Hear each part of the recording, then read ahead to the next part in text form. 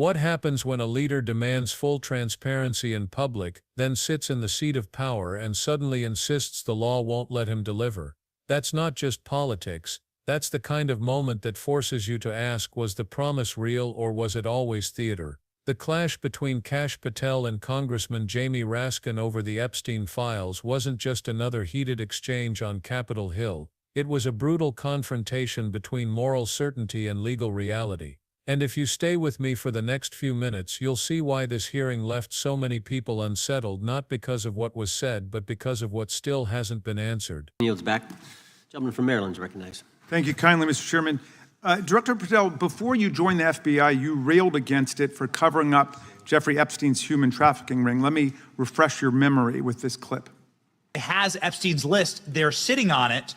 That doesn't seem like something you should do. You're protecting the world's foremost predator. That seems like an evil thing to do, regardless of who may be embarrassed in the release of that list. Why is the FBI protecting the greatest pederast, the largest scale? Why is the FBI protecting the greatest pederast, the largest scale pederast in human history?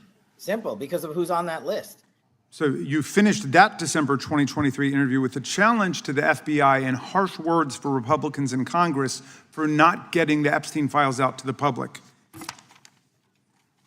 can see this clip. Boy pants, and let us know who the pedophiles are. Put on your big boy pants and let us know who the pedophiles are, you said. You emphasized that the president and FBI director each had complete authority to release Epstein's client list. You said Epstein's black book is under the, quote, direct control of the director of the FBI. Look at this clip. This is way off the topic, but who has Jeffrey Epstein's Black Book? black book? FBI. But who? That is, I mean, there's... Oh, that's under direct control of the director of the FBI.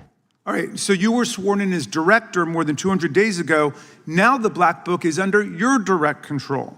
So why haven't you released the names of Epstein's co-conspirators in the rape and sex trafficking of young women and girls? The Rolodex, which is what everybody colloquially refers to as the Black Book, has been released. Oh, no, you're talking about what the journalist got 5 years ago? No, that's not what we're talking about. We're talking about what you were talking about there, That's the black exactly book what I under was the direct talking. control of the FBI director. We have released more material than anyone else before. The Biden administration, Obama administration had the exact opportunities to release this material, and they never did. And if you are selling the men and women of the FBI, Why we're do not you going after change your child position? predators. Hang on, you said we're not going after child predators. 1,500 child predators arrested this year, 35% increase, I'll reclaim my time. 4,700 child victims Mr. Chairman, I'm going to found. reclaim my time if you could instruct the witness. Why have you changed your position? There you were saying it's under the direct control of the FBI director and all of it should be released. Why have you changed your Everything position? that has been lawfully permitted to be released has been released. And as I told you, Really? the investigation was limited. And let me make something crystal clear. I never said Jeffrey Epstein didn't traffic other people, other women, and they're not other victims. This is the investigation we were given from 2006, 7, and 8, and the search warrants from 2006, 7, and 8. That's what we're working with. Well, wait, have you released all of the stuff that the FBI has seized from Epstein's house? The computers, the emails, the file cabinets, the documents? What about the financial records? Have you released all of that? Everything the court has allowed us to Which release. court are you talking about? 3 separate federal courts have come in and said... We're talking about the three- evidence you've got. It's got nothing to do with what those courts have. Do you have any We're talking idea about how the evidence. law works? Wait. Do you want me to break the law in a federal judge's order? No, to I want you to satisfy follow your own curiosity? word, Director Patel. You said up there it was under the direct control of the FBI director. He had the black And book. everything have you released? I have direct control over, we have gone to court. You haven't. Complete We your went sentence. to court. Everything you have direct We- control over, you we said. have gone to court, and everything we have direct Director control Patel, over complete your and sentence. can You said lawfully everything- release, The we are gentleman- releasing. He'd like to complete his answer.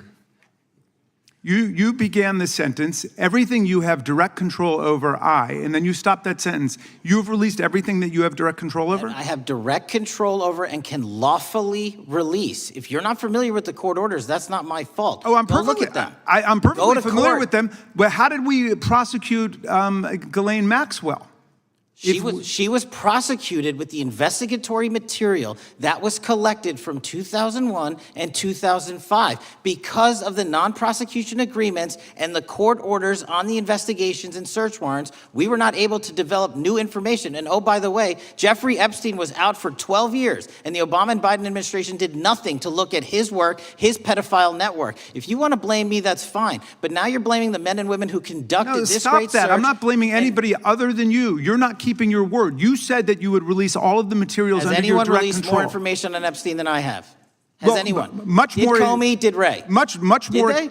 Excuse me. Much more has come out in the days since the American people in Congress have been demanding it. But it's coming out in dribs and drabs. Why don't you just release the entire file as you promised to do? I literally just told you, there are multiple federal court orders. I'm not going to break the law to satisfy your curiosity. You didn't join us when we filed court to release the court orders. You could have. You have lawyers. You could have shown up. You didn't do that. That's a tiny fraction of the material we're talking about. That is not. It is How a do you- tiny fraction. How do you know that? Have you seen No. everything? It's all How do you misdirection. know Time that? of the gentleman has expired. The gentleman from California. It started with a simple expectation. Years ago, Patel made his stance clear. The so-called Black Book, a Rolodex filled with names tied to Epstein's network, was under the direct control of the FBI director. His vow? Release it, shine a light on everyone connected, end the secrecy. That wasn't a careful hedged statement. That was an absolute.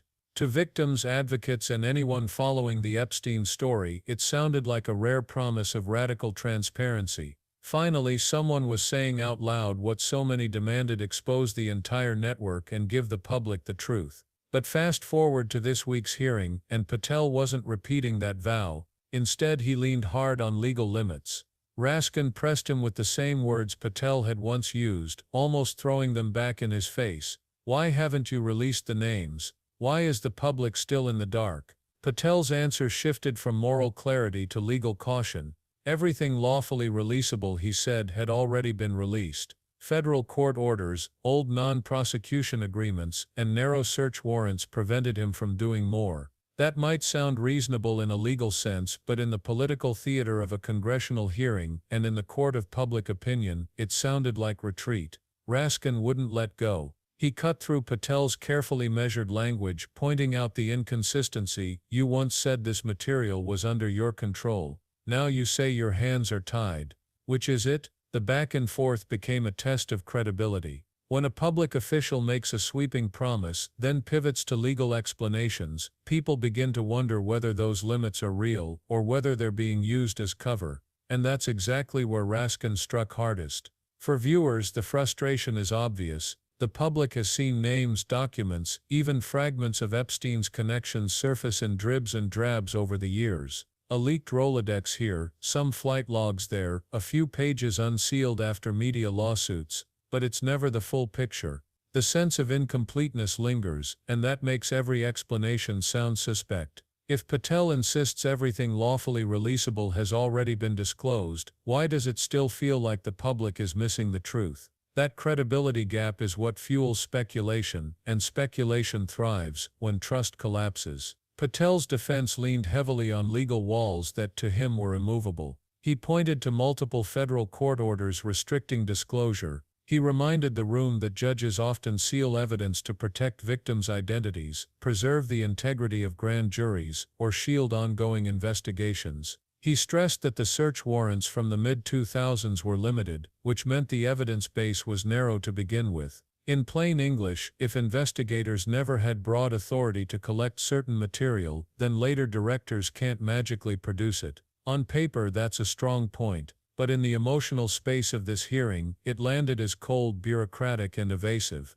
And that's the real problem. Most Americans don't think in terms of search warrants and court orders. They think in terms of promises kept or broken. Raskin tapped into that frustration. He reminded Patel that he had once called for transparency without qualification, and now he was the one qualifying it to death. He pushed the moral demand: the victims and the public deserve the full truth. Patel pushed the legal shield: I can't break court orders. Both men were right within their own lanes, but those lanes don't overlap. And that dissonance, moral expectation colliding with legal constraint, is exactly why this exchange resonates so powerfully.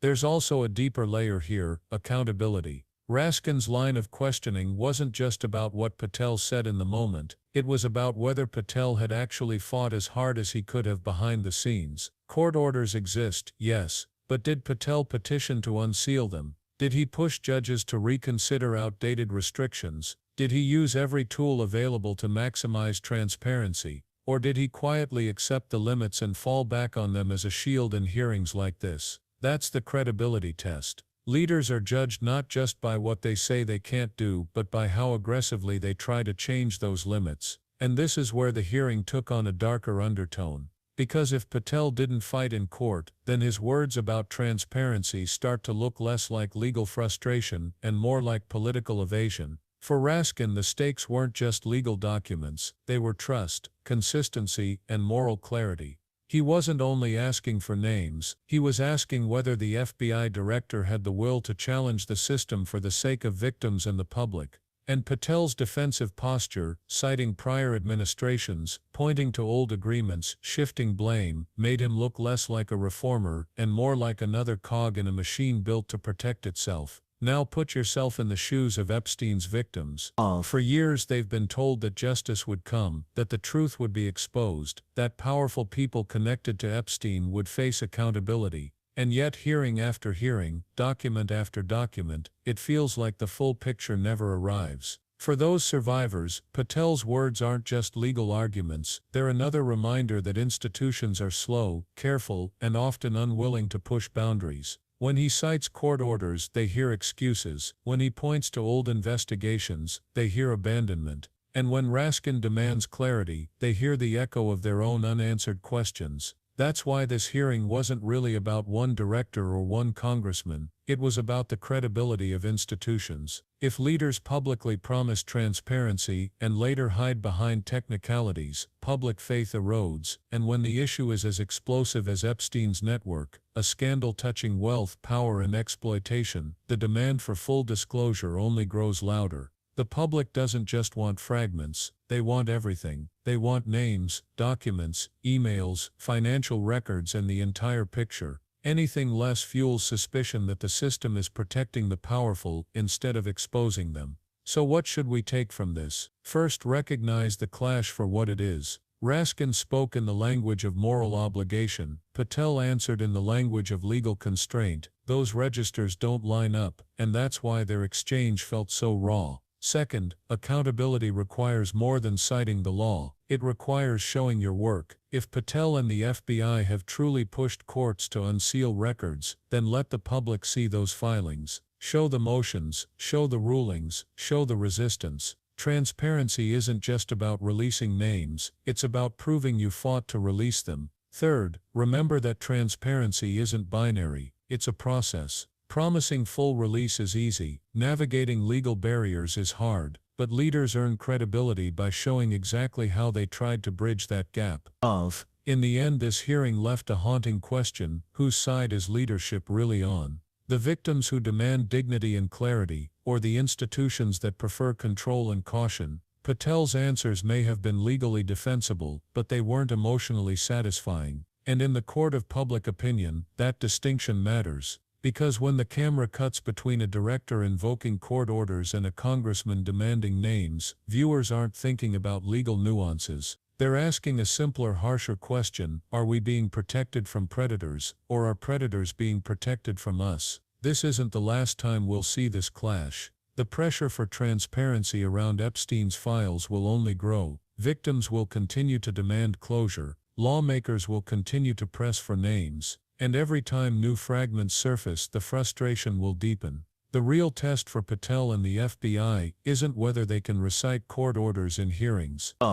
It's whether they can prove to the public that they've done everything possible to tear down unjustified secrecy. Until that happens, suspicion will linger, and promises of transparency will sound hollow. So let me leave you with this: was Patel's account in that hearing the truth of an institution bound by law, or the performance of a leader shielding himself behind convenient legal walls? That's the question only you can answer. Because transparency in a democracy doesn't come from court orders alone. It comes from public pressure, from people like you who demand to see what's hidden. If you care about accountability, justice for victims, and real transparency, don't let this issue fade. Share this breakdown with others, start conversations about it, and keep the pressure on your representatives to press for court filings and litigation records that show whether every avenue for disclosure has truly been exhausted. Because public demand is the only force strong enough to turn promises into action. Thanks for watching. Make sure to hit that subscribe button, like the video, and drop your thoughts in the comments.